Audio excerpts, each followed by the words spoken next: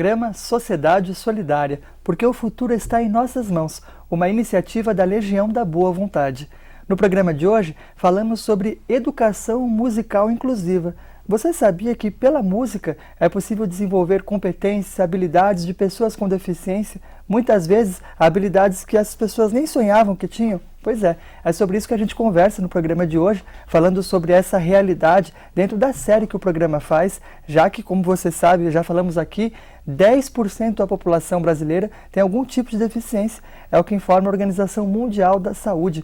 Como então nós podemos fazer para criar mais oportunidades de inclusão? Vamos saber então quais são as ferramentas do universo musical que têm colaborado para isso. Quem conversa com a gente sobre esse tema é a professora Viviane Louro. Ela é especialista em educação musical inclusiva e diretora musical do grupo de teatro Trupe do Trapo. E vai compartilhar com a gente um pouco da sua experiência nesse assunto e também um trabalho inovador que tem sido desenvolvido junto a pessoas com deficiência que ao mesmo tempo são atores, artistas e têm pelo universo da arte encantado muitos públicos. Bom, primeiramente, nós gostaríamos de agradecer, em nome da Legião da Boa Vontade, pela oportunidade que temos de falar sobre um tema tão importante, tão atual como esse. Seja muito bem-vinda. Muito obrigada pelo convite, agradeço você, o pessoal da Legião da Boa Vontade que me chamaram e estou muito contente para a gente poder conversar sobre esse tema que é bem importante. Certamente, vai ser um bate-papo muito legal. Bom, para começar, você é pianista erudita, né? Se formou, se especializou nessa área.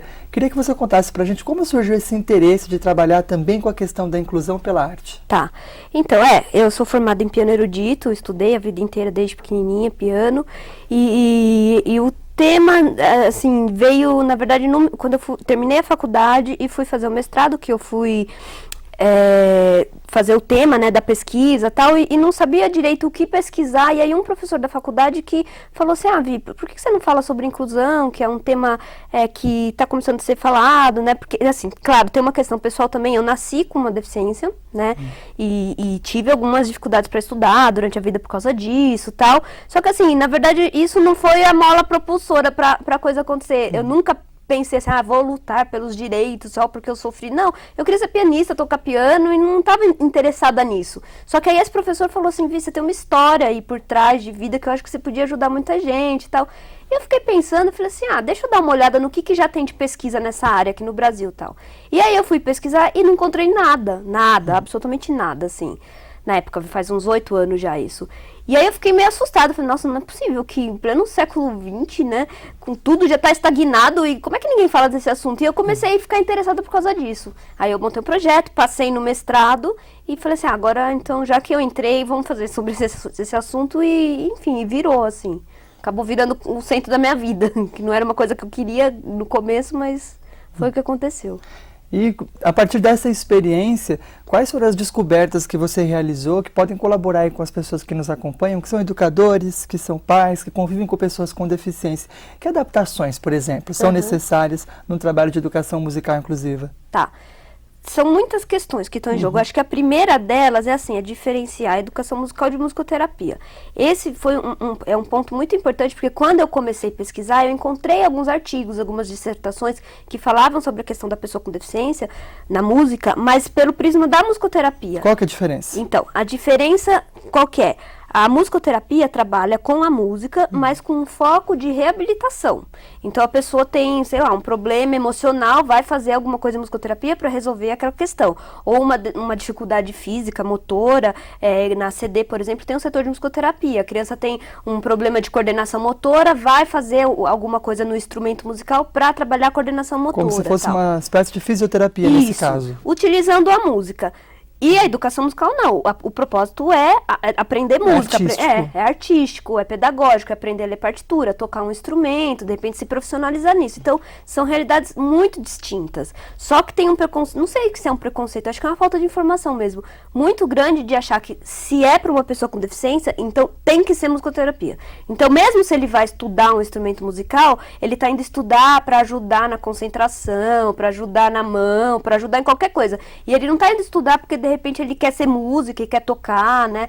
Então, isso é uma coisa que tem que ficar bem bem claro e que eu me deparei muito com isso. Quer dizer, os benefícios, então, que a música traz para a pessoa com deficiência são os mesmos, na verdade, que ela traz para qualquer pessoa. Exatamente, não tem diferença mesmo sem nisso. deficiência. Exatamente. Porque mesmo a pessoa que não tem deficiência, que vai estudar música, vai melhorar a memória, a coordenação motora, a concentração, vai melhorar isso também, né? Todas as coisas. Então, os benefícios são os mesmos, né? Então, os objetivos também são os mesmos. Na educação musical é aprender, é ter uma performance. Na musicoterapia é reabilitar, não importa quem seja o público, né?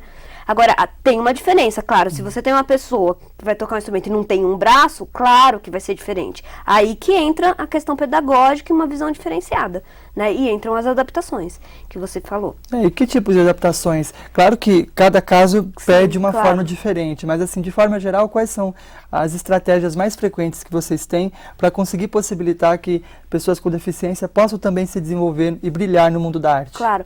Então, tem vários tipos de adaptações, né? Se você é para uma deficiência física, por exemplo, ela tem que ser uma adaptação física também, real, né? Que quem faz geralmente é um terapeuta ocupacional. Então, eu já vi adaptação para flauta, para quem não tem o braço, eles fazem adaptação para quem só tem um braço, para poder tocar algum instrumento musical. Então, assim, as adaptações são feitas para cada caso, né? Agora, você são também... suportes. Isso. Você tem outros tipos de adaptações também. Se você pensar, por exemplo, numa pessoa que é cega, tem todo o material em braille. Existe a musicografia braille, que são as partituras, todo esse material musical que é feito em braille. Isso também é uma adaptação, né, do material. E eu trabalho mais atualmente com pessoas com deficiência mental, um pouco com autismo também, só que mais com deficiência mental. E você tem que adaptar também muito, só que essas adaptações elas são menos visíveis, digamos assim. Você adapta assim a estratégia, a maneira que você vai falar, você utiliza recursos concretos. Então, enquanto para um aluno você explica que o do, ré, mi são as notas, musicais. Isso, para esse aluno você associa o do com um objeto, o ré com outro objeto ou com uma cor, e aí associa isso com alguma coisa que faça parte da vida dele, e, enfim, você tem algumas estratégias diferenciadas. Bom, a gente já recebeu diversos convidados aqui, especialistas nessa questão da pessoa com deficiência. E eles destacam bastante que, além da acessibilidade física, a acessibilidade mais importante, na verdade, para que as pessoas com deficiência possam desenvolver os mais variados tipos de atividades, é a acessibilidade atitudinal, nas atitudes das pessoas, né?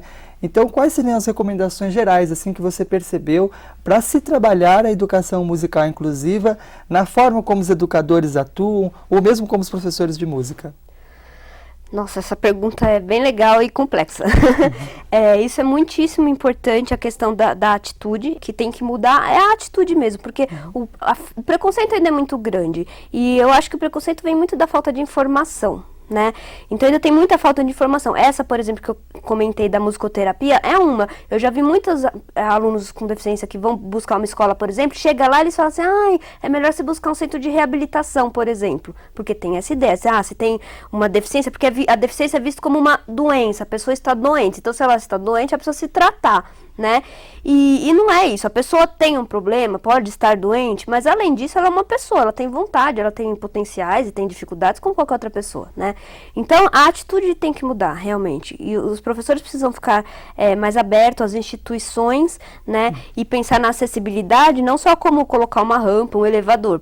As pessoas pensam muito nisso, né? É acessível, tem rampa, é acessível, e não é só isso, o material, a maneira que você vai dar aula, a possibilidade de mudar o conteúdo da aula e fazer várias adaptações, tudo isso é acessibilidade, né? Quer dizer, então, o professor, o educador, ele tem que, na verdade, olhar para aquilo que está proposto e dialogar mesmo com a pessoa que está ali participando, buscar outras informações para poder fazer com que esse trabalho atenda às suas necessidades. Sem dúvida. E na música é bem complicado isso, porque assim, na educação comum, tem várias leis que falam da inclusão, isso não está resolvido, muito longe disso, né? Ainda é bem ruim aqui no Brasil. Mas já está mais encaminhado. Mas as pessoas falam disso, então hoje em dia uma escola não pode recusar um aluno com deficiência, mas uma escola de música não tem nem fala sobre esse assunto, então quando chega um aluno assim, o pessoal fica em pânico, geralmente, né? Eu tô falando isso porque eu dou muito curso para professor, e assim, eu já peguei professor chorando, assim, eu não sei o que fazer, vou largar a profissão, porque realmente é muito difícil de trabalhar, e música é uma coisa muito específica,